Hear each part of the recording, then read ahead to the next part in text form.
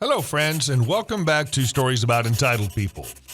Today's story is about workplace sabotage that hides behind a friendly smile.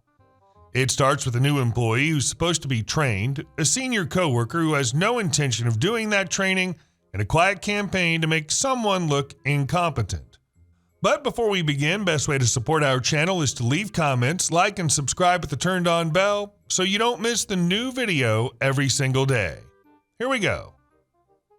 A decade later, I still smile thinking about the time I thwarted a workplace saboteur with a single borrowed chair. Several years ago, I was trying to learn a new role at work. The problem was that my training solely depended on someone who really didn't want to train me. For context, she was kind of an awful person and would intentionally try to sabotage people to make herself look better. When I would try to initiate shadowing with her, she would, in a falsely friendly voice, chirp, "I don't have anything for us to work on right now, but I'll be sure to let you know when I do." However, days later, she would complete projects that she could have been using to train me. This went on for a few weeks, so I gave her a call to follow up. Clearly, this time our boss was sitting in the room with her, because then, speaking loudly and slowly to me like I was a howler monkey instead of a coworker, she says, "Now, you know I told you that anytime you're free, that you need to come to my office so that I can train you. So not only am I not getting the training I'm supposed to be getting, but now she's making me look irresponsible and lazy." She had management charmed, and I was a chicken, so there was no seeking direct help from them. Instead, I decided to put matters into my own hands. The next morning, I came in extra early, conveniently borrowed a chair from my boss's office so he would know what I was planning to do, and plopped it right down next to her desk and waited for her to arrive. When she came in, I gave her the biggest smile and said, "I have great news. My supervisor turned me loose and said that I was free to shadow you all day, every day, for the foreseeable future. So I figured I would go ahead and be ready to go so I didn't miss a thing. Isn't that awesome?" This woman was completely horrified, then was pretty icy to me for several days after because I not only interrupted her paid online shopping time, but also thwarted her attempts to keep me from learning anything. It's been nearly a decade since then, but it's one of the most deliciously petty things I've ever done. This is exactly how you handle someone who weaponizes niceness. She tried to paint you as lazy and disengaged, so you showed up early, eager, and prepared. There's no comeback for that. Either she trains you or she exposes herself. The fact that she'd been using work hours for online shopping just makes it better. You didn't steal her time, you reclaimed yours. Honestly, this is the kind of story people should hear more often in work environments. And our next story. Sometimes being a good neighbor means preventing a disaster, not preserving a view. My family lives on a rural property that's been in use for a long time, and like a lot of older rural places, it's surrounded by big old trees. For years, they were just part of the scenery. Shade in the summer, windbreaks in the winter, and that quiet, "this place has history" feeling you don't get in newer developments. The problem is that time eventually catches up with everything, including trees. Over the past few years, we started noticing cracks forming in some of the trunks. A few leaned more each season. After storms, branches would come down that were way bigger than anything you'd want landing near a driveway or a building. We kept an eye on them, hoping they'd hold out, but eventually nature made the decision for us. One night during bad weather, a massive tree came down without much warning. It didn't quite block our driveway completely, but it came close enough that we had to climb over debris to get through. Worse, it crushed some old antique farm equipment we had stored nearby. Nothing irreplaceable in terms of function, but definitely irreplaceable in terms of history. That was the moment we all agreed waiting any longer was just asking for someone to get hurt or for real property damage to happen. So we hired professionals and started planning to take down the rest of the dangerous trees on our property. Some of them were near the edge of the land, a few sat between our place and the neighbor next door, and others provided shade to the neighbor across the road. That part mattered because I knew someone was eventually going to be unhappy about it. The trees at the end of our driveway were the biggest concern. They're huge, tall enough that if one fell the wrong way, it could absolutely reach the neighbor across the street's yard. At minimum, it'd wipe out their fence. At worst, it could hit their house. That's not a risk I'm willing to take, especially when we've already seen what one falling tree can do. Yesterday, after some of the trees had already been cut down, I walked to the end of the road to grab the mail and take a look at how things looked now that the view had changed. The neighbor across the street happened to be outside. At first, everything seemed normal, just one of those casual, hey moments you get in rural areas. Then he decided to comment.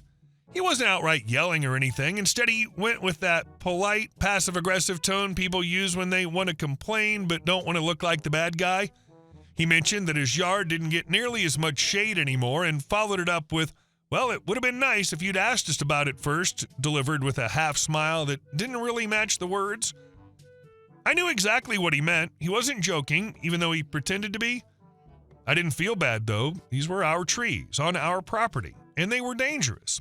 So I just looked at him and said, sorry, friend, would you have rather they hit your house? That shut the conversation down immediately. He didn't argue, he didn't push back, he just kind of stood there because there really isn't a comeback to that. At the end of the day, shade's nice, but not at the cost of crushed buildings, damaged fences, or someone getting injured. I get that people get attached to how things used to look. I really do. But when safety becomes an issue, nostalgia doesn't get a vote. Trees fall where gravity takes them, not where neighbors wish they would. And if someone's choice is between losing a bit of shade or dealing with a tree through their roof, the answer should be pretty obvious. Good on you for not apologizing. You did the responsible thing. The only thing you owed him was making sure the job was done safely by professionals, which you did. And our next story. He didn't live in the HOA. He never signed their rules. And his fence had been there years before their luxury community even existed. But to the HOA president, that fence became personal. HOA Karen spied on my backyard with a drone. My name is Jake Turner, and I live outside town on an old piece of country land my dad bought back in the 90s. Back when this whole area was fields, 2 barns, and 1 road that dead-ended into nowhere.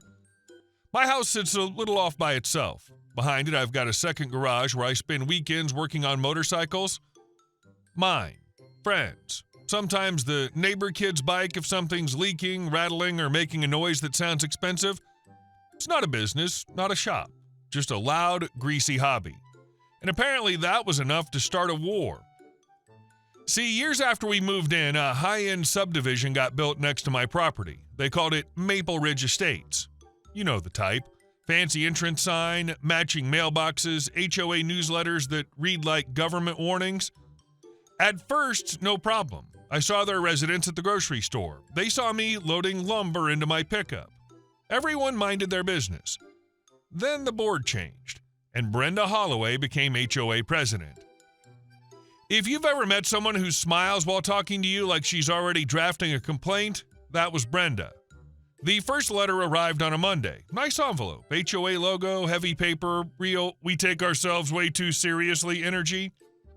It said my fence was materially damaging the visual aesthetic of the community and did not comply with Maple Ridge Estate's architectural standards.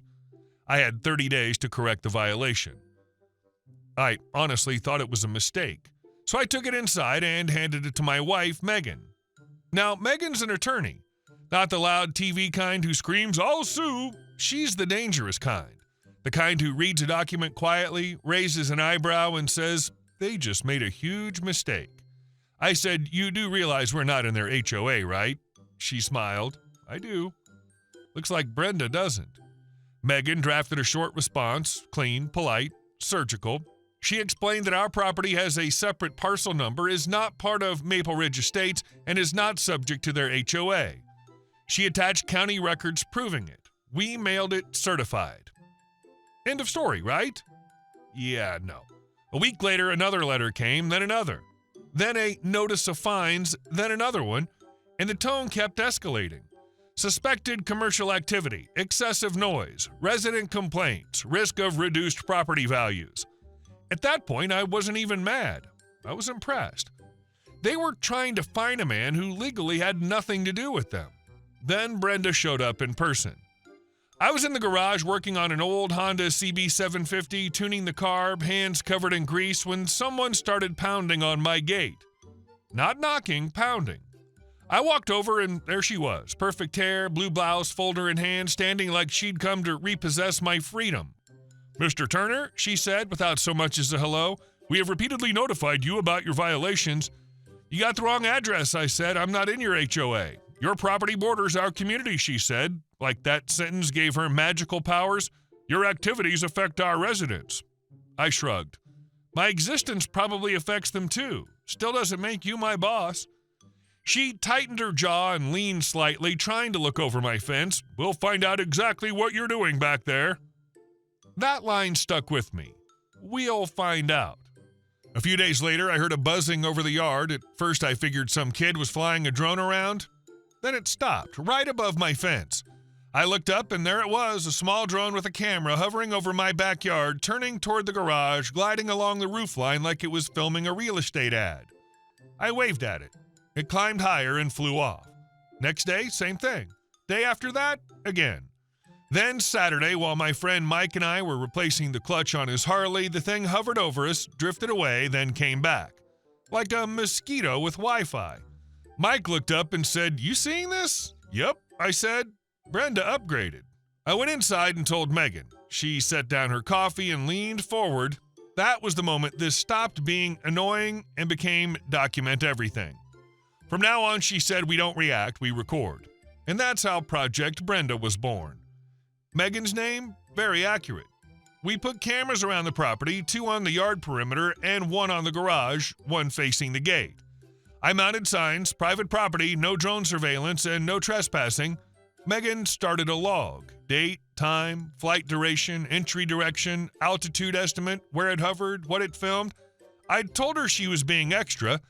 Then the drone started hovering near our second floor windows. That's when I got angry. One evening, I went out to take the trash out and heard the same buzzing again. I looked up. The drone was near the corner of the house, camera pointed directly toward our bedroom window. Not high, not accidental, bold. I even saw it wobble a bit, like the operator got nervous when I spotted it. I went back inside and told Megan, if Brenda calls this a fence inspection, she's either lying or stupid. Megan didn't even look up from her notes. Could be both. Then things got even better. We found out the HOA was collecting evidence for court.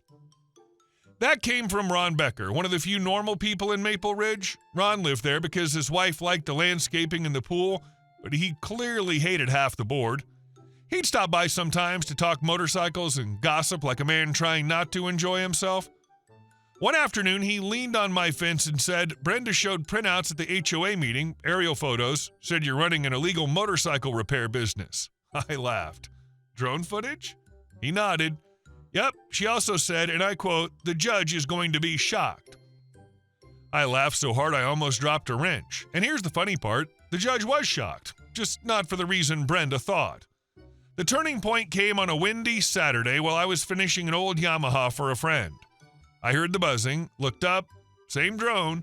It came over the fence lower than usual and drifted toward the garage door like it was trying to peek inside. I stood there, grease on my hand, staring at it, thinking, that thing's either expensive or the guy flying it's an idiot. Then the drone made a sharp sideways move, clipped the top branch of my old maple tree, spun, hit the roof edge, and dropped straight onto my gravel driveway about 10 feet from the gate. I didn't touch it, didn't kick it. Didn't even walk over. I looked directly at my garage camera and said loud and clear, time of fall 2:17 p.m. Drone crashed on my private property. I am not touching it. Then I called the sheriff's office. Deputy Cole Ramirez showed up. Young guy, smart. I'd seen him before at the county fair. At first he looked at the drone like this was just some neighbor dispute over a toy. Then Megan came out with the folder. She walked him through everything. Camera footage, flight logs, HOA letters, our certified response, the warning signs, times, dates, patterns, the crash location. You could literally see the moment he stopped treating it like a backyard complaint and started treating it like evidence. He asked, do you want to file a report? Before I could answer, Megan said, we want it officially documented and we want chain of custody preserved. Cole nodded. That man knew exactly who in our house was running the operation. He wrote the report, collected the drone as evidence, and said they'd identify the owner. They identified the owner fast. The drone was registered to Gary Pittman, HOA board member, Brenda's sidekick. The guy who stood next to her at meetings nodding like his batteries charged off her voice. 4 days later, we got served. The HOA filed a civil suit against me. Her claims were wild: unauthorized commercial activity, excessive noise, reduced market value of neighboring properties, and my personal favorite, interference with evidence collection. Apparently, they were implying I somehow caused their drone to crash by existing near a tree. Megan read the complaint, set it on the table, and gave me that calm smile that means somebody else is about to have a bad week. Well, she said, this just got fun. She filed an answer and a countersuit. Not just deny everything, no. She went after the foundation. First, jurisdiction. Our property was not part of the HOA. They had no authority to issue fines, demands, or restrictions. Second, invasion of privacy. Repeated drone flights over private property, recording our yard, garage, and activity near the house, flights near residential windows. Third, harassment. Escalating letters, fake fines, in-person intimidation, ongoing surveillance. Fourth, attorney's fees and costs. And then the cherry on top, a motion to exclude all of their drone footage as unlawfully obtained evidence. The first hearing was incredible. Brenda sat across the aisle in a dark green suit, trying to look confident. Gary looked like drywall. Their attorney was decent, but you could tell he'd signed up for a fence dispute and got handed a drone stalking mess. He opened with a speech about protecting community standards and a potentially unlawful repair operation. Then he said the HOA had video surveillance showing regular activity consistent with commercial use. Judge Harold Whitmore, a gray-haired man with a kind of voice that could shut down a riot, looked over his glasses and asked, "And how was this video obtained?" Silence. Not normal courtroom quiet. I mean the kind of silence where you can hear people remember their mistakes. The attorney hesitated. Through aerial footage from adjacent property? Megan stood up like she'd been waiting all month for that sentence. Your Honor, we have a police report, surveillance footage, a documented log of repeated flights, and confirmation that the drone repeatedly entered our property and crashed there. It's registered to a member of the plaintiff's board. She handed over the documents. The judge read, then looked at Brenda, then at Gary, then back at the file, and said slowly, "The plaintiff appears to be attempting to regulate property outside the association's authority and may have obtained materials through unlawful intrusion into the defendant's private sphere." I'm not exaggerating when I say Brenda literally opened her mouth, like physically full shock. Her lawyer tried to recover. He argued the flight was accidental and for the limited purpose of verifying possible violations. The judge asked the question that basically ended the case. Violations of whose rules, counsel, if the defendant is not a member of your HOA? That was it, right there. I knew they were done. The only thing left was figuring out how expensive this lesson was going to be. Things moved fast after that. The judge preliminarily tossed most of their claims. He refused to accept their drone footage as proper evidence without a separate review of how it was obtained, and he strongly suggested settlement. Megan didn't gloat, didn't posture, didn't grandstand. She just handed them a list of terms. And it was beautiful. The HOA had to confirm in writing that my property is not part of Maple Ridge Estates and is not subject to HOA rules. They had to stop all letters, fake fines, visits, and attempts to control my property. They had to prohibit board members from flying drones over my land. They had to pay part of our legal costs. And my favorite part, they had to retract all prior notices as baseless. 2 weeks later, they agreed. Ron later told me the next HOA meeting was an absolute circus. Brenda tried to frame it as not a loss, just a procedural misunderstanding. According to Ron, someone from the back asked whether the procedural misunderstanding included spying on neighbors with drones. People laughed. Gary stared at the table. A week later, Maple Ridge residents got an official letter. Ron brought me a copy. In dry legal language, it said my property was not part of the HOA, prior communications were sent in error, and the association would refrain from further action. Sent in error. That's what they called months of letters, fake fines, gate pounding, and drone surveillance outside my windows? I framed the letter, put it in my garage above the workbench, right next to the license plate from my first bike. And Brenda, she stopped coming by, stopped pounding the gate, stopped making speeches from the road. On the rare occasion she drove past, she looked straight ahead like a person trying very hard not to remember a courtroom transcript. The best moment came about a month later. I just rolled Mike's Harley out of the garage, engine running smooth, perfect idle, beautiful sound. I was by the gate when an SUV from Maple Ridge came slowly down the road. Brenda was driving. She had to stop because a truck was coming the other way, and for a second we were almost face to face. I looked at her. She looked at me. Then her eyes shifted to the sign on my fence, private property. And you know what I did? Nothing dramatic. No speech, no grin, no wave. I just pressed the button. The gate slid closed, nice and smooth. I swung onto the bike and rode off, leaving her staring at the same fence she'd spent months trying to control. That's what happens when people confuse neighboring property with authority. The HOA thought it could control everything around it, even land it didn't own. But when they finally got to court, they didn't bring proof. They brought illegal surveillance, fake claims, and arrogance. And the judge noticed. Hey guys, thank you all for watching the video. I'll see you in the next one.